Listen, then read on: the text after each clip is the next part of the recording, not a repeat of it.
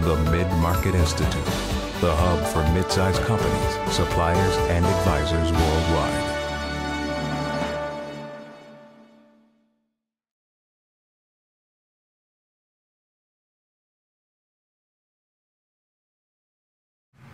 Welcome. I'm Ram V. Iyer, founder and president of the Midmarket Institute. We're here in Itasca, Illinois, a suburb of Chicago, with Paul Darley, the president and CEO of Darley Company. Darley Company is a 100-plus-year-old company which has annual revenues of about $100 million, and they manufacture firefighting pumps and equipment. Paul, welcome. All right, thank you, Ron. Thank you for taking the time to speak with us. I noticed as I walked down the halls, there are a lot of Darleys here, a lot of Darleys, and I found one very interesting poster as I was walking downstairs. There seems to be one for each of the Darleys and what you stand for. I think yours said you make a difference, and then your father had something else, and your brother and cousin. Exactly. So what went into this? You know, it's interesting. As you know, Ram, I was a graduate of Kellogg for my MBA program, and after leaving there, I continued to use Northwestern as a resource, and I hired some students on an intern-type program to really help us, this was back in about 2003, 2004, to really help us find our sustaining point of difference as a company and what we were going to go in and focus on with our brand. And so these students end up putting together just an excellent presentation for me, and we had our final meeting at a bar just off the Kellogg Northwestern campus up in Evanston. And I said, you know, you've all done a wonderful job with this presentation, but I want you to, here's a napkin, and I want you to write down what you think is our one sustaining point of difference. And they all opened up their napkins, and they all had the same one-word answer, and that was family. And I guess I always felt that, yes, it was our competitive advantage, our obvious competitive advantage that wasn't easily replicatable by our competitors because, you know, they're by and large mostly owned by publicly traded companies. And in fact, we use that family. It really permeates our entire business, whether you're a Darley family member or not. And in fact, I think we probably have of our 10 different families who are not Darley related, who have either siblings or children or parents working in the business, and it's really we as a company, it's who we are, and it's really imbued in everything that we do. So it comes very naturally for us. See, but there's one thing I see that's very different. Just walking down the hall. Generally, family-run businesses, it's like your grandfather started it, and he said X.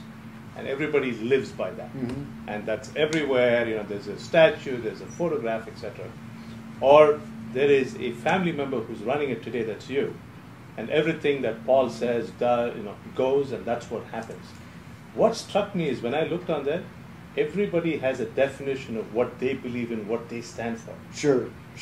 Well, I'll tell you, as you know today, I think no one person runs any company, and we are very blessed as a business to have an executive team the executive team is actually there's four of us. It's myself, a brother, and two cousins, and the four of us are all obviously family members who really work well together. It's a very symbiotic relationship where there's very little bickering, and really we feed off of each other and help push each other, and as a company that really works.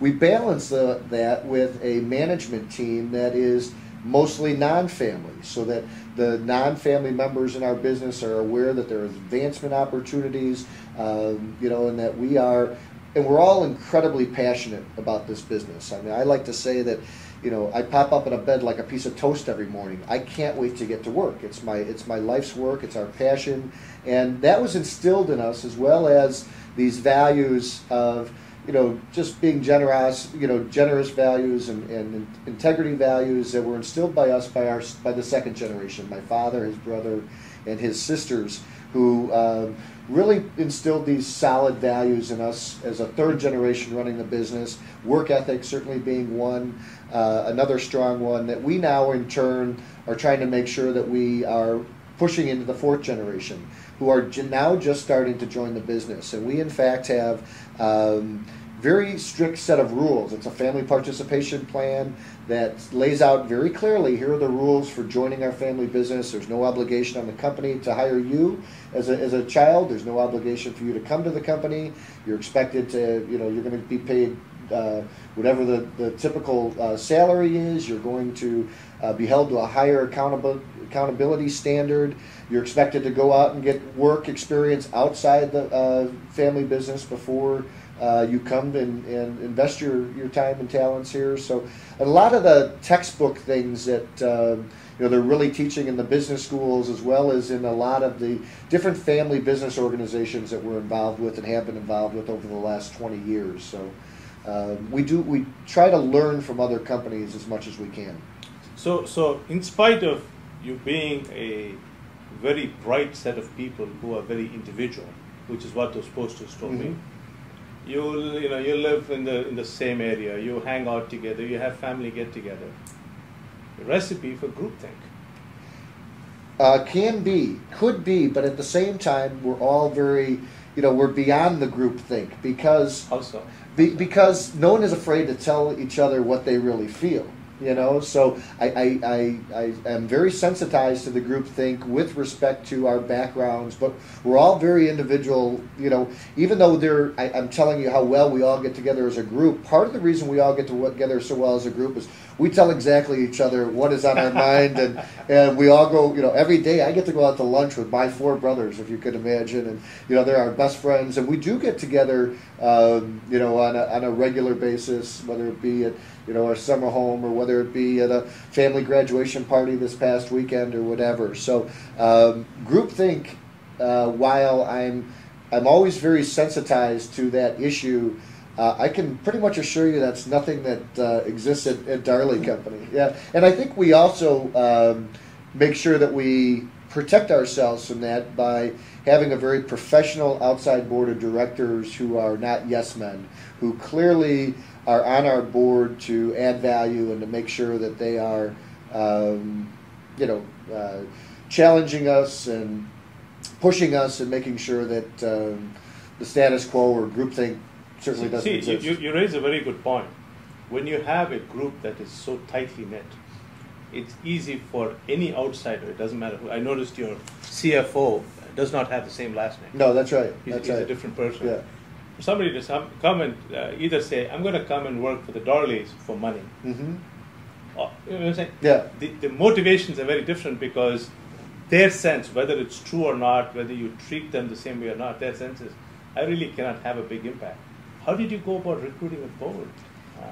Well, I think a lot of that goes to the point that I was saying with our management team, for example. We make very clear that, again, our management team, although it could be dominated by Darley family members, the business, incidentally, right now is owned by 16 of us in the 3rd generation, 9 of whom work in the business. So you've got a lot of, and our management team has 14 members, but there's only 5 Darley family members on that management team. So it's largely non-family members. So we are a good place to work. I don't think anyone has ever left our business based on, and our turnover is incredibly low. I think it's always been in the single digits as best I can remember, and I think, and certainly the voluntary turnover rate is, I think in the last 10 years averaged about 1% to 2%. So we have very little turnover in our business, but it's because I think we treat our employees the way we follow the golden rule and all of the, while we set expectations and make sure that they have the tools that they know that they need to do the job, we're also very conscious to make sure that it's a good, enjoyable place to work that hopefully rewards them. And I think, too, one of the things that we're seeing more and more is, from a quality of life standpoint, I think we give our employees a lot to enjoy with what they do. There's no bars on these windows, as I always like to say. People are free to come and go as they please and contribute, and contribute they do. Paul, thank you for joining us and sharing your insights about your travels to 65 countries and going global with our viewers. And thank you. Great. All right. Thank you. All right.